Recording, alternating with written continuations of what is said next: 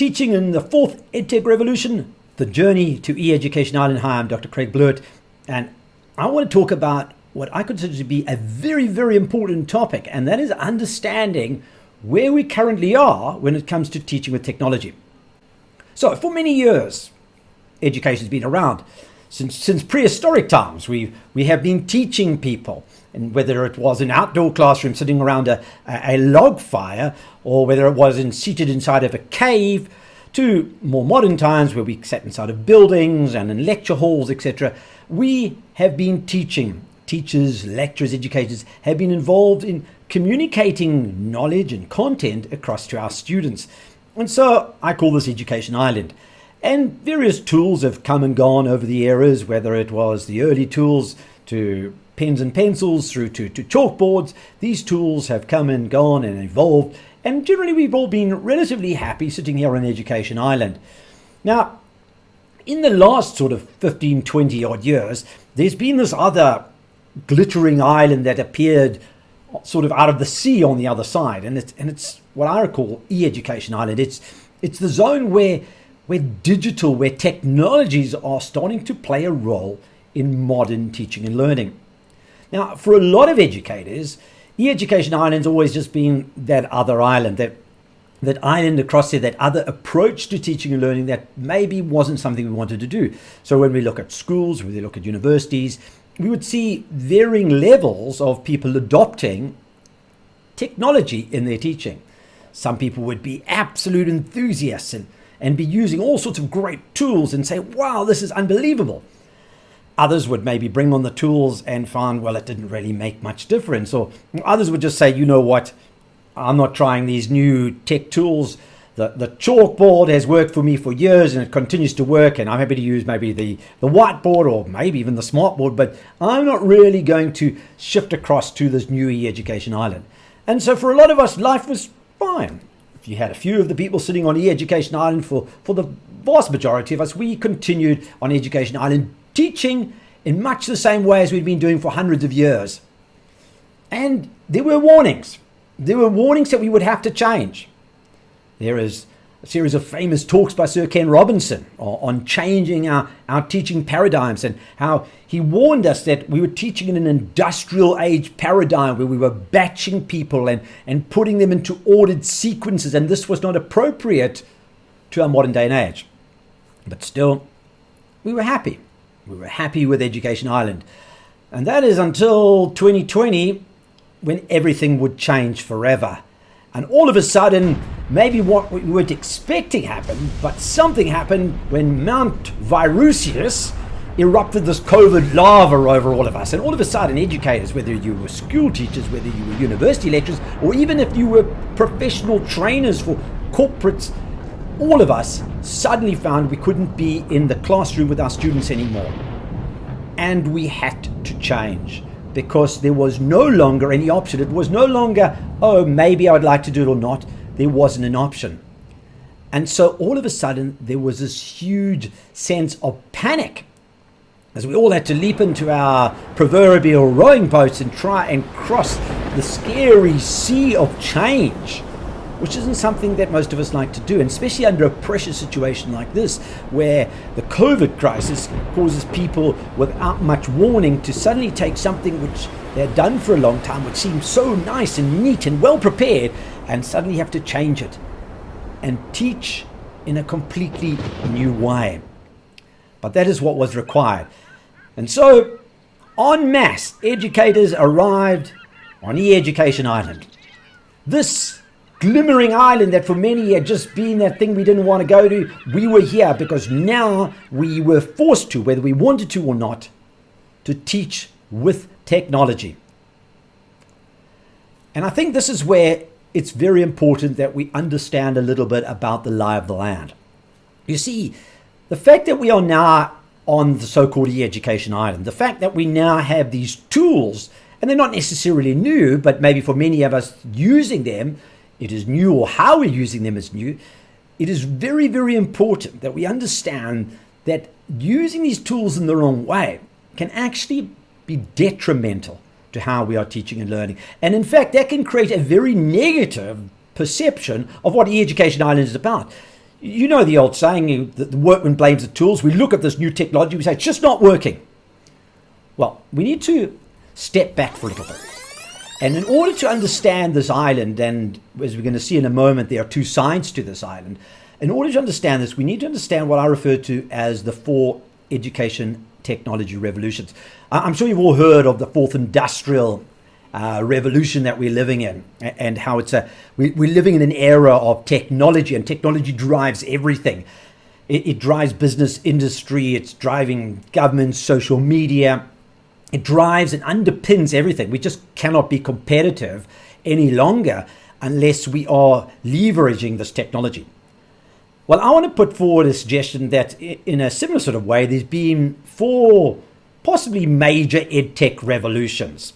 And these help us to sort of understand how education has changed, because education seems to respond to these major advances or these major education technologies. So way back in the very beginning, before any of us were around, the only way that teaching and learning happened was essentially orally. So essentially someone would be speaking and they would have a group of people around them. Maybe the only technology was the roaring log fire, and you would talk about how to take down the mammoth.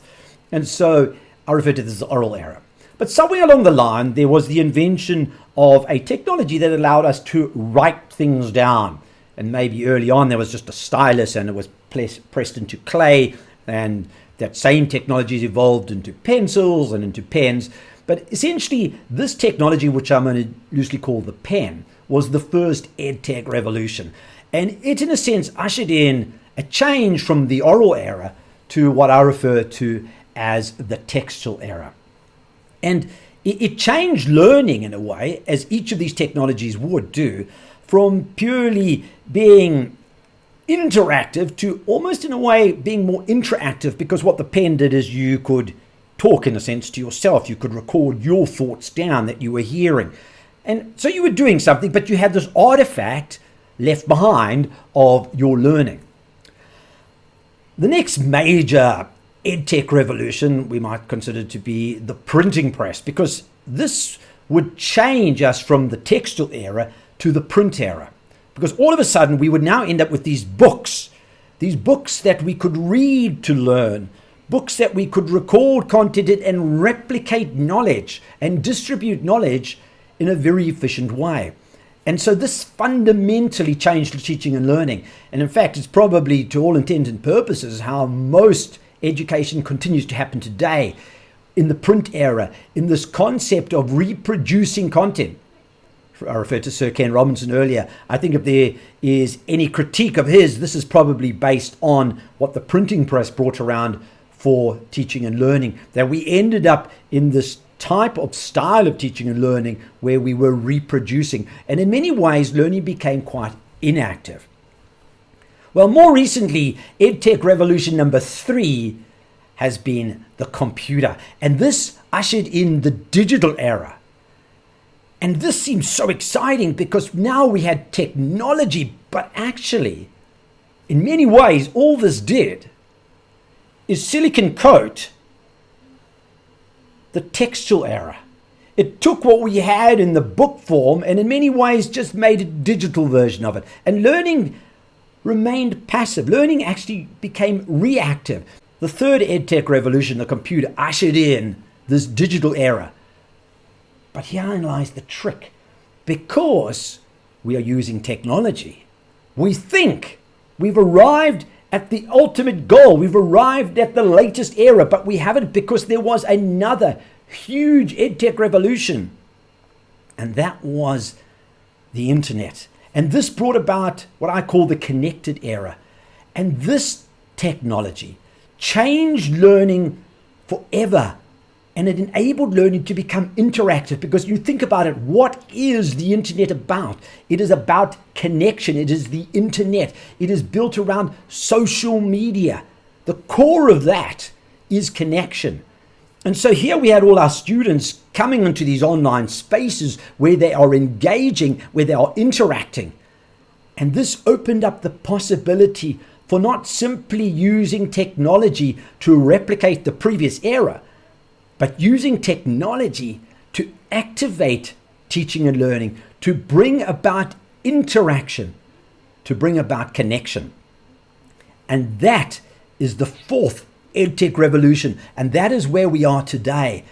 And this is where it's vital that we understand as we move across from our old education island and all our happiness there and what we were doing, as we move across to e-education island.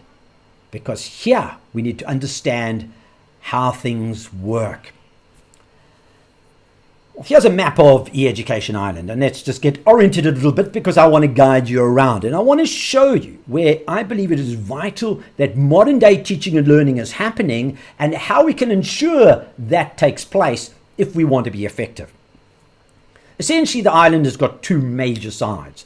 On the left, it's got what I call the digital zone, which is essentially people who are teaching and students who are learning in the third EdTech era. They're using technology, but not as they would be on the other side of the island, the connected zone, where they are using it interactively to connect, to communicate. And so those are the two major sides of our island, the digital zone and the connected zone. And then each of those two parts of the island is also split into a north and a south. Up north, we've got what we would call self-paced learning, where students can work through content on their own time. And on the bottom half of the island, on the south side, we've got teacher-led, where the teacher leads the teaching and learning. And so we can position ourselves somewhere on this island right now and understand where we are and why our teaching is either effective or not effective based on the zone that we've landed in. So how did it work? Well, we all leapt into our little boats. We fled from Education Island because of the COVID crisis, got across here, and we arrived in Curiosity Cove. Whether we are curious or not, we got here. And it's an arduous crossing. As I said, there's the wrecks of digital teaching all over the place. There's the sea of change, which is so difficult. But we're here whether we want to be here or not. And so we then look at how we teach in this zone and how teaching takes place. And there are various ways in which we could be teaching. Let's look up on the north in the digital zone, self-paced digital zone. We can give our students content. For example, even prior to the COVID crisis, students could be learning online by watching YouTube videos or by watching Khan Academy. Now, during the crisis, we might be setting up things in Google Classroom that they need to read and look through. And so that is content that they are consuming in a self-paced mode. Or maybe when it comes to the south side of the digital zone, the teaching, for many years we've been using PowerPoint. That is a piece of technology that we were using to communicate with our students. And yet, you've probably heard of it as death by bullet point. That death by PowerPoint, we go on and on and on because there's lack of interactivity. And more recently, I call it sleeping with Zoom. You know, the teacher who stands behind the camera and speaks at their students, and they don't even know if the students are out there, whether they are listening, engaged, or anything. We're just speaking into the void. And so technology is being used. Amazing technologies are being used. And that's the point I want to make. It's not a problem with the technologies we're going to see in a moment. It's a problem of using the technologies in the wrong way, on the wrong side of the island. And so we've arrived here. And we would assume that this is going to be great. And when it doesn't work, when the students fall asleep, when the learning is ineffective, naturally, what are we going to do? We're going to say, oh, you remember how it was so much better back there on Education Island? It's the technology that's at fault. No, it's not.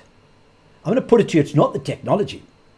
It's how we are teaching with the technology that's the problem. You see, when we reflect back on what we were doing on Education Island, we had technologies there, like even a piece of chalk is a technology. But it's how we're using them that would determine whether those technology were effective or not the technology itself. And so the key issue is that when we look at all the media and the research and whatever is appearing, we're seeing this constant message that life on e-education island with teaching with technology is a failure. And the media and the research keeps pointing to the same thing. Online classes lack student-teacher engagement, says a study. Unless challenging remote learning gets failing grades. And so over and over again, we see the same message that it is a failure. And what's the natural response? It's the technology. It's the remote learning. It's the online teaching. These are the things that are the problem. These are the things that are not working. But is that the problem? Or is it possibly something else? Is it how we are using these technologies that is really the issue? And in fact, when we look at it, this entire digital zone of the island is encapsulated in one type of pedagogy. And it is the pedagogy of consumption. You see, whether you are watching YouTube videos, or whether you are watching Khan Academy, or reading content on Google Classroom, or sitting and watching a Zoom presentation or a PowerPoint slideshow, just like this, what are you doing? You are consuming. And consumption leads to inactivity, and inactivity has been proven over and over again in the research to be the least effective way of learning. But again, is it the technology that's the fault, or is it how we're using the technologies? And I put it to you, it's how we're using them. So we need to somehow move across from this passive, consuming, ineffective third EdTech digital zone to the other side of the island, because that is the connected zone. That is where the opportunities and the possibilities for exciting and engaging and effective teaching and learning reside. But the question is, how do we do that? Well, the vital missing element is what I call the bridge of pedagogies. You see, we cannot cross over from the one side to the other side unless we have appropriate, active, connected teaching approaches. One of the things most teachers learn when they go to training college is pedagogy. They learn about teaching approaches. But somewhere along the line, it just went out the window. Technology arrived and teaching approaches were forgotten. Now, it's maybe understandable that may have happened when we were leaping into our rowing boats and rowing like crazy to get to E-Education Island because we had no option. But now that we're here, we need to understand that those core things we had, that approaches to teaching, those pedagogies are vital if we're going to be effective. But the problem is, the pedagogies we had on Education Island aren't actually appropriate to the tools and the students and the techniques that we are finding on E-Education Island. And so we need a new set of digital age 21st century pedagogies that enable us to cross over from this passive digital zone to the active connected zone. And that is where my research and work has been focused for many years. And the result of my research was the identification of a taxonomy of pedagogies. And there are 6 pedagogies in total. There are 5 that are called the ACT pedagogies. Number 6 is the Pedagogy of Consumption, which sits on the digital zone, and we don't need any training or explanation about that. We all know how to consume. It's a natural part of being humans. We're good consumers, whether it comes to food or media. But the active pedagogies are the ones that have been proven by research to make a huge difference in student engagement, in student recall, and in the effectiveness of teaching and learning. And so these active connected teaching approaches, the ACT pedagogies as they're called, there are 5 of them. And each of these pedagogies, from curation to conversation to correction, creation, and chaos, enable us to do unbelievably amazing things with technology. And so we're not going to change the technology. All we're going to do is add a layer of pedagogy on top of it. We're going to think pedagogy, then technology. And when we do that, that changes how teaching takes place. Let's take, for example, the pedagogy of curation. What's curation? Curation is something that we are doing all the time. Every day when you wake up, you put on clothes, you've just curated your clothing. You have to pick out of all of the clothing. And maybe for some it's easier because you've got hardly any items, but for others, if you've got lots of things to choose from, it's a lot more difficult. Our students and anyone in the modern era is always curating. When you go onto social media and you decide what to read, what to like, what to share, what to post, you're curating content from multiple sources into your stream. We're making decisions, and that's what curating is about. It's about deciding It's about deciding what's in, what's out, what's more important, what's less important, ranking, arranging.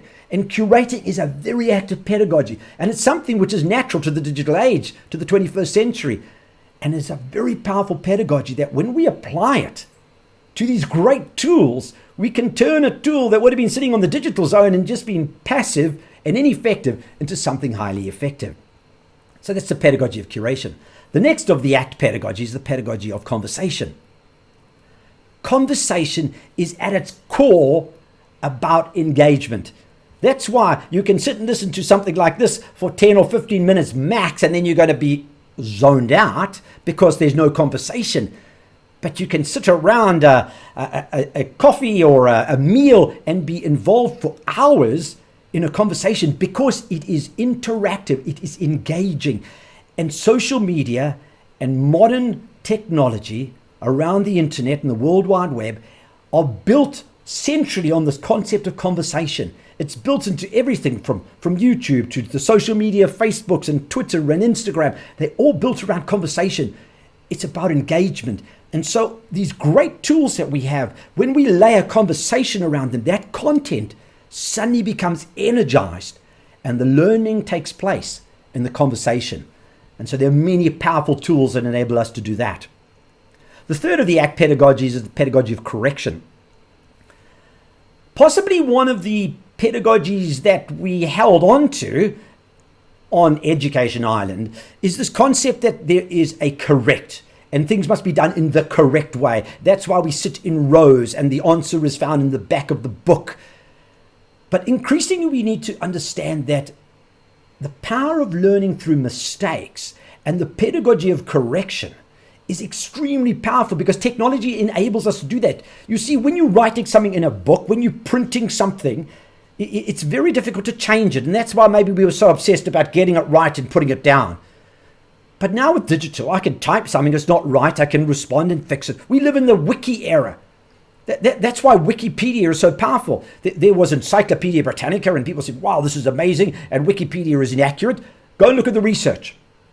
And you will see that the research shows that the number of errors in both Encyclopedia Britannica and Wikipedia are actually very similar. But the difference is Wikipedia is huge and it keeps growing. And it's not correct. No, it isn't. Nor was Encyclopedia Britannica. It's correcting. And that is a very important mindset. It's this beta mindset that I am not right. I am not finished. I'm okay to make mistakes. And by doing that, I learn. And technology is suited to this. Technology encourages us to learn like this. And so again, we take the technologies and activate them by encouraging our students to learn through correction. The fourth of the ACT pedagogy is the pedagogy of creation. Prior to technology, if you needed to make something, to create something, to build something, you probably had to be pretty good with your hands, and you'd maybe take some clay or you would take some wood or stone or whatever it is. Now, every one of us has the ability digitally to create something. Just pick up your cell phone, take a photo. You've already created something. And the power of creating has been proven in my own research and in other research to have a massive impact on recall. The simplest acts of creating create huge levels of engagement and have massive impacts on what our students remember. So creating is an exciting pedagogy, and it's something that is natural to the digital age. It's natural to technology. And when we use it as a pedagogy, we suddenly activate learning and bring it to a whole new level.